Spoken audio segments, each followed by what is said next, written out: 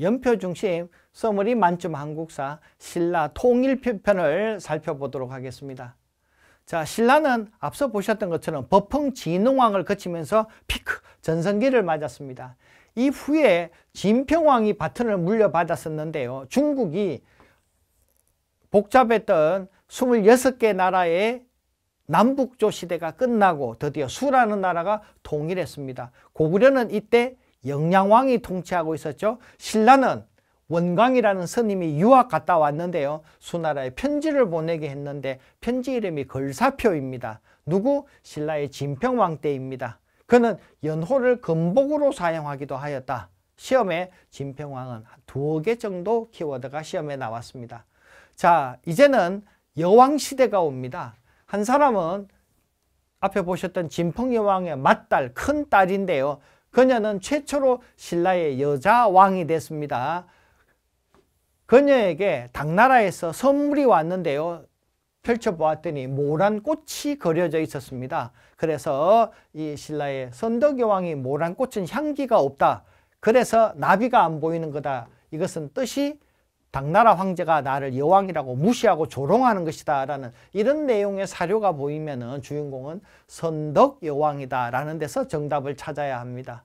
자, 선덕여왕은 연호를 임평이라고 사용했다라는 것도 기억하셔야 되겠고요. 이때 당나라뿐만 아니라 신라에서 상대등 2인자인 비담이 여왕을 깔보고 반란을 일으켰는데요. 김유신과 김춘추가 제압했다라는 거 기억하셔야 되겠습니다.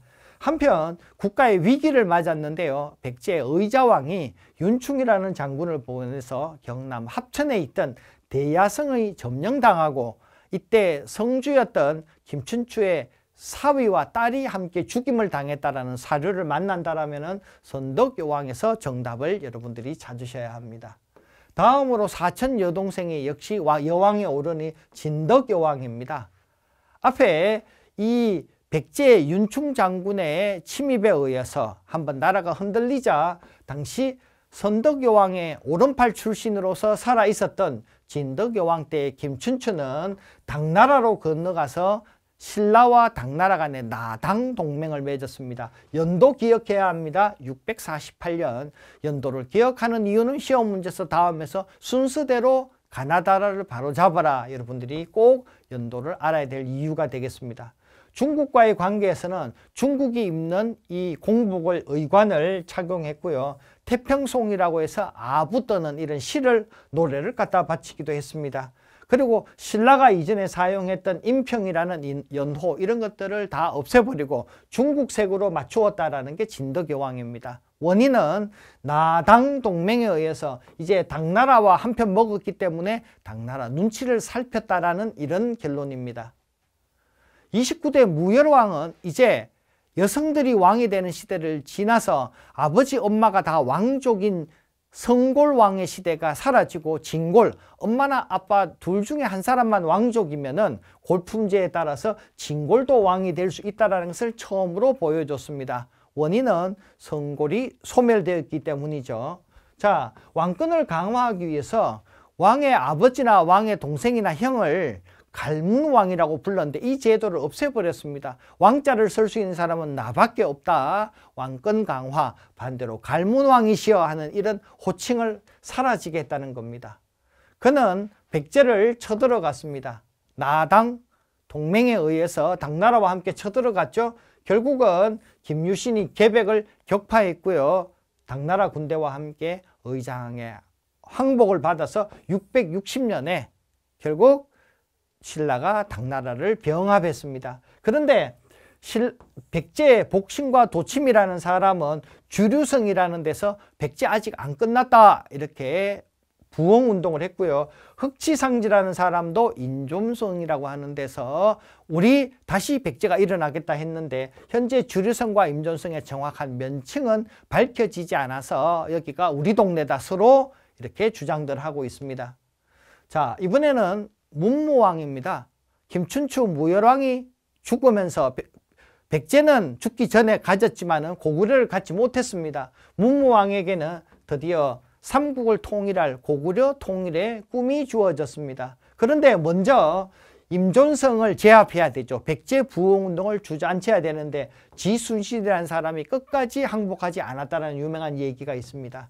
한편 왜 일본이 쳐들어왔습니다. 이유는 백제가 멸망했는데요. 그들은 근초고왕 이후로 굉장히 가깝게 지내서 이 백제를 위해서 그들이 우리나라 전투에 개입했는데 이것을 백강전투라고 부르죠. 자, 한편 당나라는 신라에다가 출장소를 만듭니다. 계림도독부라고 해서 그들이 그냥 외교관인 줄 알았더니 신라의 배나라 감나라 하면서 백제가 멸망한 후에 신라마저 집어먹으려고 하는 이런 욕심을 내려고 했던 겁니다.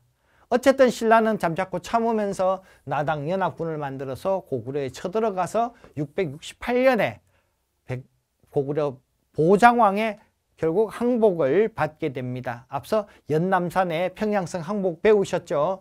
고구려도 쉽게 끝나지 않았다. 근무잠이라는 사람이 황해도 한성이라는 데서 그들이 다시 부흥운동을 펼쳤고요.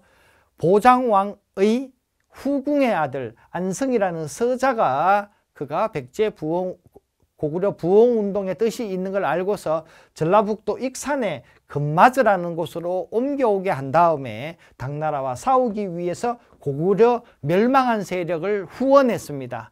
이유는 신라가 당나라하고 싸우기 위해서는 백제에 패망한 이 유민들과 고구려의 그 후손들과 함께 힘을 합쳐야지 중국의 당나라를 물리칠 수 있었기 때문입니다. 안성을 보덕국왕이라고 하는 독특한 칭호를 넣어서 그에게 권력을 일부 주었다라는 것도 시험에 여러 차례 나온 빈출 노랑 등급의 기본이 되겠습니다. 자, 당나라와 결국 대결이 벌어졌습니다. 웅진, 즉 공주에서 이 도독부를 밀어내고 소부리주라고 신라가 이제 쟁취를 했습니다. 그랬더니 당나라 군대가 저 북쪽 평양 쪽에서부터 내려왔습니다. 매소성이라 불리는 데서 당나라 군대와 우리 신라가 마지막 결전을 벌이게 되는데요. 매소성은 오늘날 경기도 연천 휴전선 부근입니다.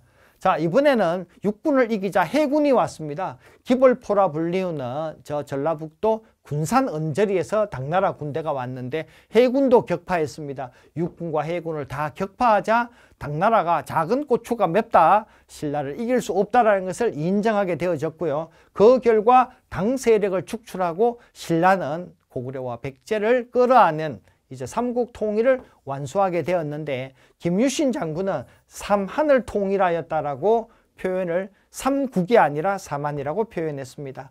자, 그 결과 국경은 대동강과 원산만, 평양 위쪽은 당나라가 가지고 대동강 남쪽, 평양 남쪽은 우리 신라의 땅이 되었다는 겁니다. 나중에 보장왕은 또 당나라가 임명을 하고서 우리 신라를 공략하려고 했다는 것도 어렵게 시험에 한번 나왔습니다.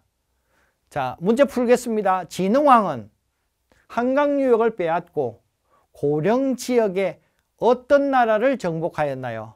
진흥왕이 경북 고령 땅 가야 중에서 마지막 562년에 정답 대가야입니다. 앞에 금관가야는 누가 먹었죠? 바로 법흥왕이 몇 년도 532년에 먹었습니다. 신라는 백제 장군 윤충이 어디를 공격해서 빼앗고 김품석, 즉 김춘추의 사위와 그의 와이프 되는 김춘추의 딸을 죽였나요? 백제 장군 윤충이 어디를 공격했죠? 네, 세 글자죠. 대야성이 정답이 되겠습니다. 자, 시험에 10번 이상 나왔기 때문에 이런 명칭 하나하나 잘 기억해 주시기 바랍니다.